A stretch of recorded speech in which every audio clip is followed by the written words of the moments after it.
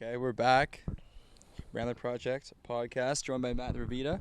We're in like a makeshift setting right now, 2 umbrellas. Yeah, we're out back at my house with a multiple umbrella set up for the light, and yeah, I feel like it's way better filming outside and Besides being cooking, outside doing a podcast. So besides cooking in the sun, I think it's a great setup. I like having we have the orange umbrella here, and then we have like the old school beach umbrella here. yeah, man, we're on the beach as far as I'm concerned. Just don't look that way. We're at the beach. After next weekend, I'm gonna have to find a beach. Yeah, that's why we're here. So Matt, because he's not going to pump his own tires, I'm going to pump it for him. He's going to be walking 24 hours for overdose awareness. He's going to be walking from 3 p.m. on Saturday, you have to film me July 16th. July 16th to 3 p.m. on July 17th, which is a Sunday. He's going to be walking around the Dundas Driving Park.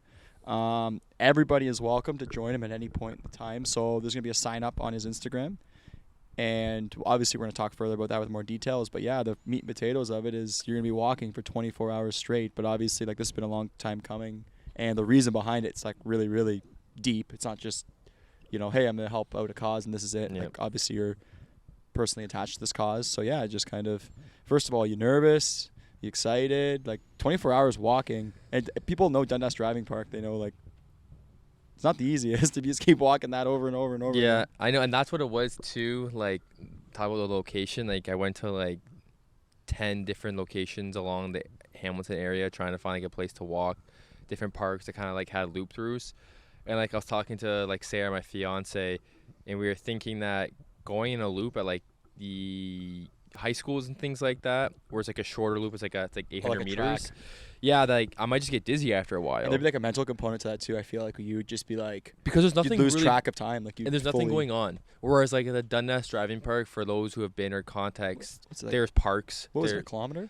Yeah, it's like a kilometer, but it's also the driving portion of it. It's so different view. Like, every point's different for you like to view. there's tennis right? going on. There's the actual park itself. There's like a little water thing. A lot of families have picnics and things like that are going on there. So it was a good spot for me. And like also, my brother and me are from the Dundas area, so like we grew up there, and we've been to the Dundas Driving Park a number of times. So like that's also why that location hit home for me. Yeah. And because that's the reason why I'm doing this walk to begin with.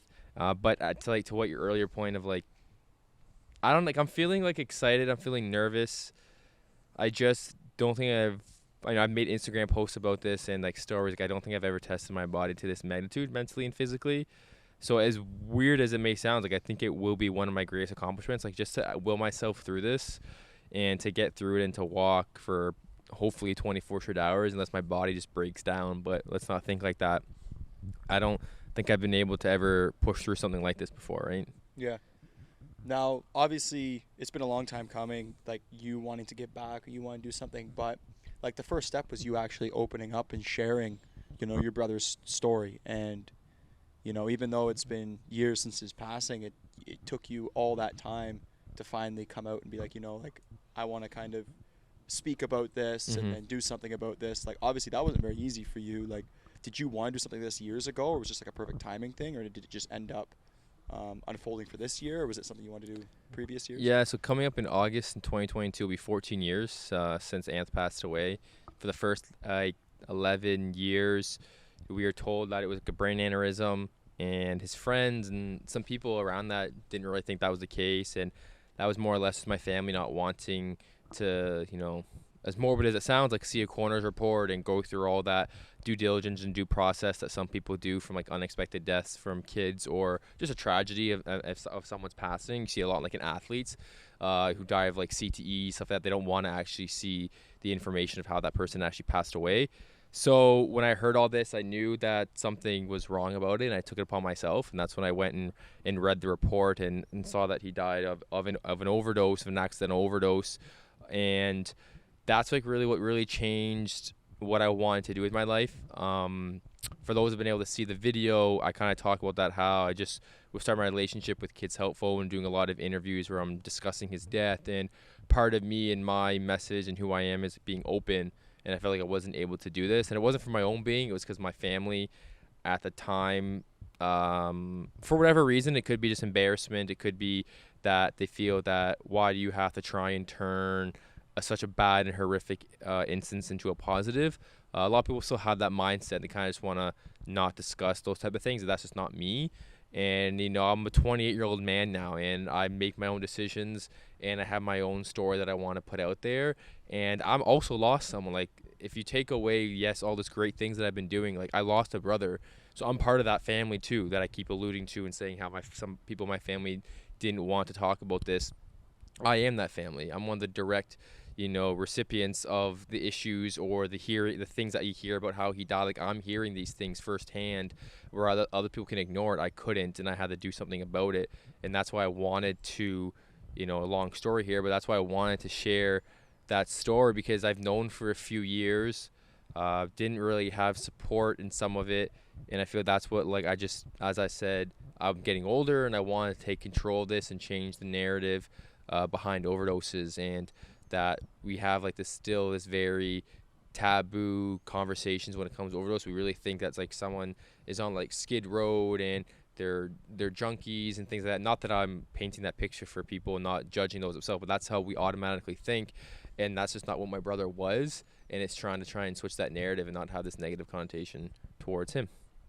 Yeah, for sure. And like, I know I just said a lot there. Obviously, you and I have a conversation about this before, but even just hearing you say it like that, it paints a pretty clear picture. And as well as, I know what you say, what you advocate for, what you come out for, and you wanted to make sure like all your chips were on the table, and you were like, obviously it was very vulnerable opening up and how it affects you, but also it was a lot for your family, and you took that risk knowing that maybe it wasn't something that they supported because they want to move on, but for you personally, it's like this is helping you move on, and it is for the greater good. I know we had the conversation about this before, but what you're doing and why you're opening up this, because you don't want to see someone else go through not only what your brother and your family went through, but what you went through, right? Like the kind of the mental component of how it not only took your family down, but you, and the space it put you into, and everything coming about this walk and what you're trying to do is for the greater good, right? And it's to change the stigma and the perception, and also like the awareness towards overdose, right? Like whether it be someone who's addicted or not addicted, or whether it be someone who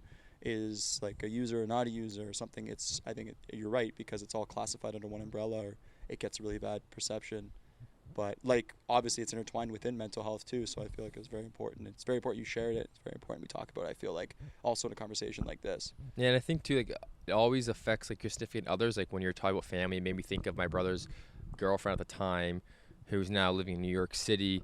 As soon as she saw the video, she messaged me right away saying, "Oh my God, I didn't know he died of an overdose. I thought it was a brain aneurysm this whole time. I was always worried I'd get one," things like that, right? And that's part of it too, where you indirectly forget who you're affecting by neglecting the truth about someone or about something, that how the dominoes affect other people, right? Where my brother's friends, some of them knew, but they felt the family didn't want to talk about it, so they felt like they couldn't talk to us or myself about how my brother died and how they were feeling and how I was feeling, which is like, it's sad, right? And a lot of people who are, I got tested back in the day for aneurysm, things like that, which is like, why the fuck am I doing this, to be honest? If you think about it, it's like, that's not true. It didn't happen. Like, there's no history of that in our family, stuff like that. It just seems kind of off and seems kind of weird. But now when like you're looking back, can I just hold resentment towards people in my life for that, or just move on and use it for the greater good, right? And some people, that's why I said, like, some people don't want that. And I'm just like,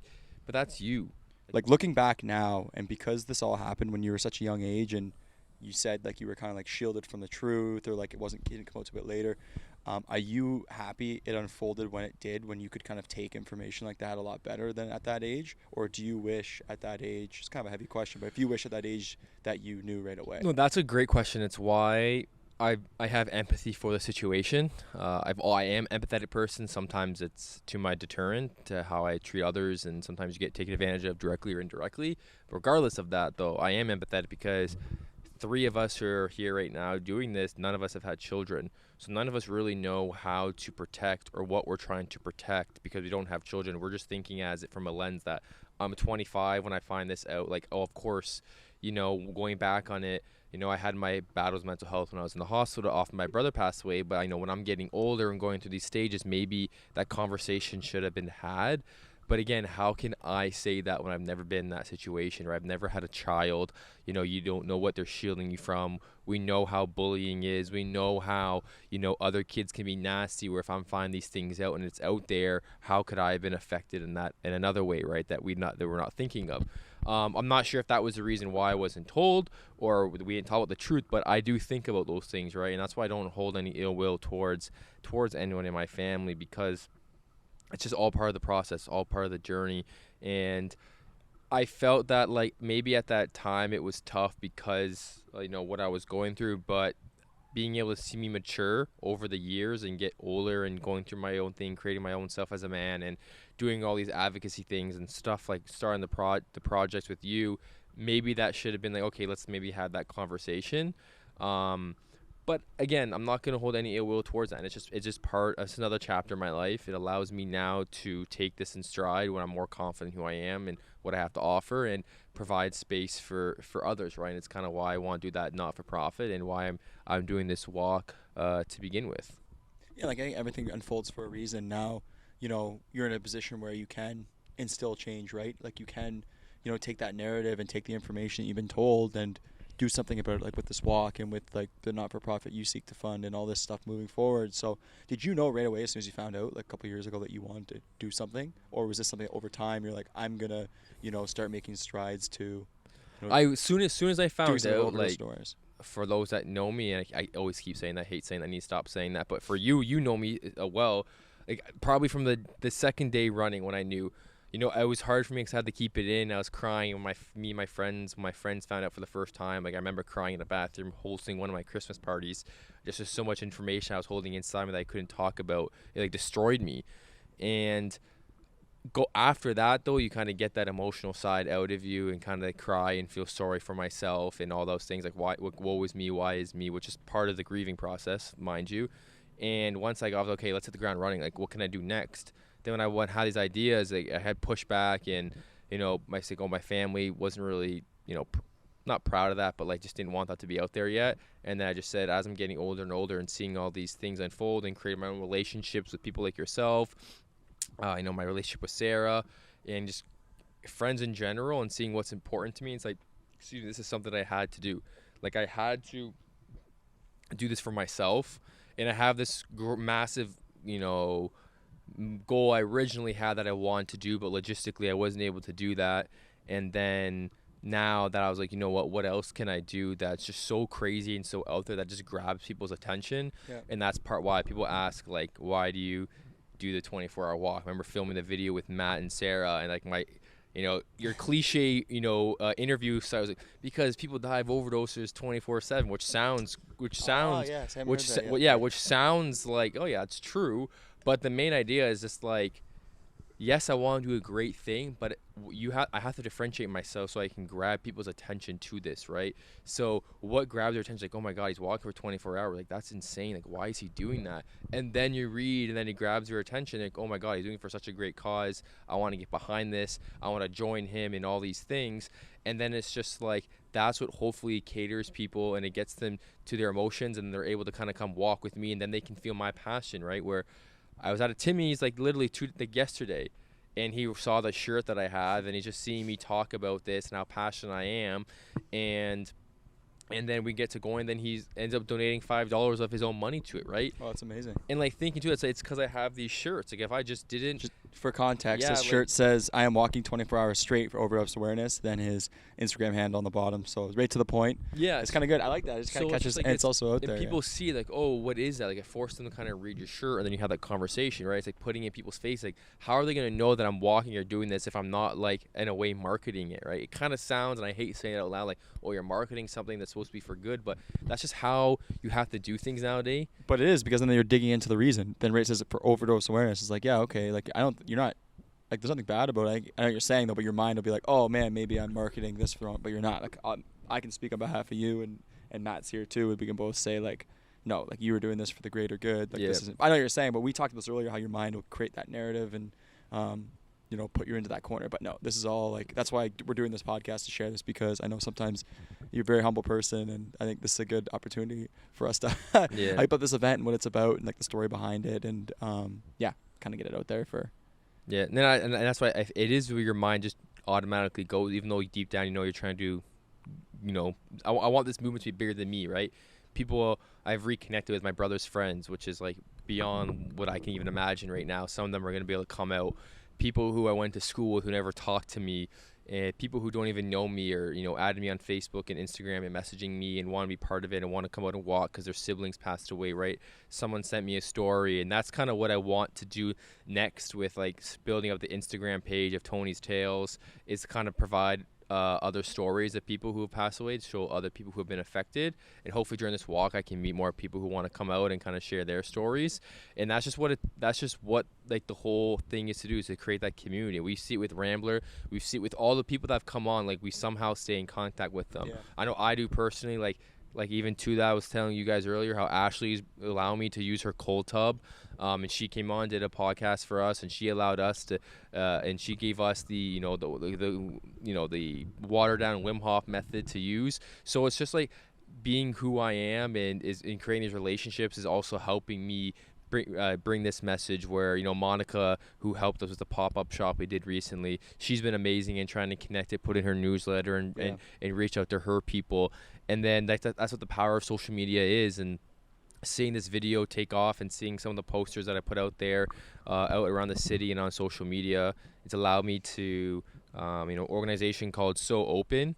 They're going to come to the event, and it's actually a student-ran or not-for-profit organization. I'm not sure if it's not-for-profit. Shouldn't say that, but an organization who provides naloxone education and gives out naloxone kits. And people who are not sure what naloxone is, it's just to help with someone who you may think is overdosing. It provides a narcotic for them to essentially kind of wake themselves back up. They'll provide education on that, and they'll give out some of these kits for free. They actually contact, and they're going to come out to the event and kind of provide education for people, and also give out naloxone kits, right? And I think it's like things like that where we can just connect, and social media allows us to do that.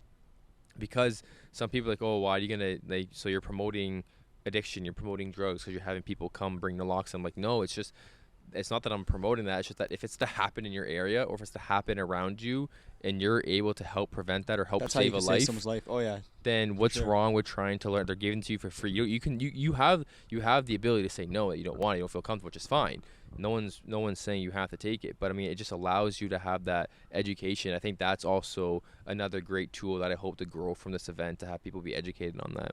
Now, have you been surprised with kind of like the amount of support and feedback and comments and clicks and signups for the, like, there has been a lot. Like, I remember even seeing that video where people talking about it, and people were, you know, we were looking at the sign up, or Matt Davidge and I talked about it, and it was like there's a lot of people signed up, like right throughout, like for 24 hours, like people are going to come and walk with you at all different points. Like, did you expect that to happen, or has it been kind of overwhelming with the support? Like, I mean, again, like you said, the humble side to me, I think because of who I am as a person, people, when I have things like this, people will always support. Yeah. It's so, like, I know who, you know, my great support system is, and those people and the bases and the base that I've had and the people that I've brought into my life, because they're like-minded people. You know what I mean? I'm 28 now. I've had so many different stages of friends that, though now when it comes to this age, these are who the people I want to be around with. So if they resonate with me, that means they're like-minded like me, and then they believe in certain things that I do. They believe in the message I'm trying to send. So those type of people I knew were always going to support me, but it's seeing the other people who I just, like, so BMO has this thing called Yammer, and it's like Facebook for BMO, and I posted it on there, and I got a lot of great feedback, and that's just what surprised me a lot, because BMO still has that, you know, I'm not BMO has, actually, I should really not say that, because they've been great. And when my idea of the corporate world is that they still have like these stigmas for things like the human capital side, like the lived experience, the soft side that you feel that banks don't support. And sometimes I'm scared of that, right? I'm nervous. I'm a very confident person, but seeing all the feedback from there, and that you forget that we're just humans too behind a screen, right? We just work for a bank that kind of looks scary to outsiders and to some people. So seeing that support has been amazing, and seeing people who, like I've said earlier a bit, is that people coming out who I've never talked to. And that's what I really want. Like, I really, like, the whole goal of what I do, which sounds, you know, crazy. Oh, Matt has one goal.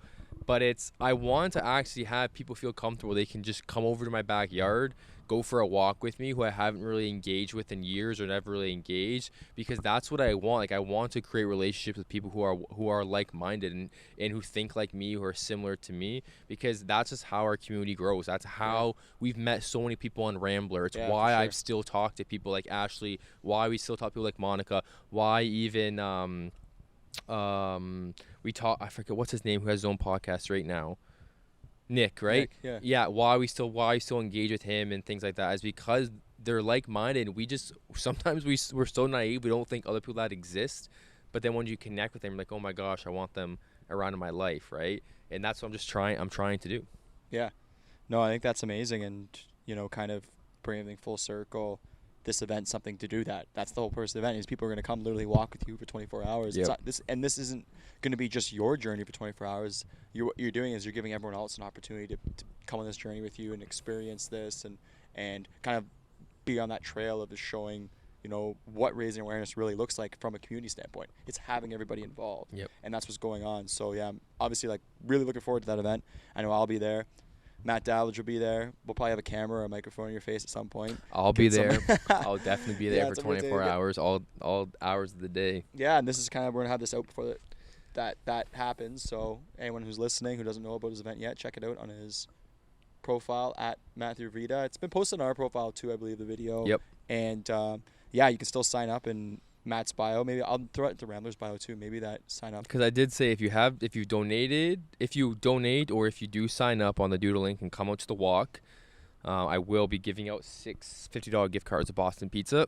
So I hope people, because I know how our generation is, they might not sign up. But I'd love for them to Boston Pizza. Yeah, I'd love for them to sign up and come out to the walk. If you don't, my fiance will be at the table there. You can come in. You're gonna sign in there and just sign yourself back up, and then we'll get it all figured out. I'll never leave anyone stranded for a Boston Pizza gift card. Yeah. No, it's amazing. Yeah, once again, thanks so much for going on. Saturday, July 16th, 3 p.m. Dundas Driving Park. Yep. Gonna give out some refreshments and some food too, so I hope to see as many shoes. people there. Yeah, bring your running shoes. Like comfy shoes. Yep. Maybe you too. After 12 hours though, I might be in flip-flops because my feet might be swollen, but we'll see how that goes. You just bring multiple different types of shoes. Yes. Matt will be in cowboy boots by the time someone shows up. Anything that's comfortable, I'll be wearing that night. So, anyways, yeah, that's it. That's all. Thanks for listening. See you guys later.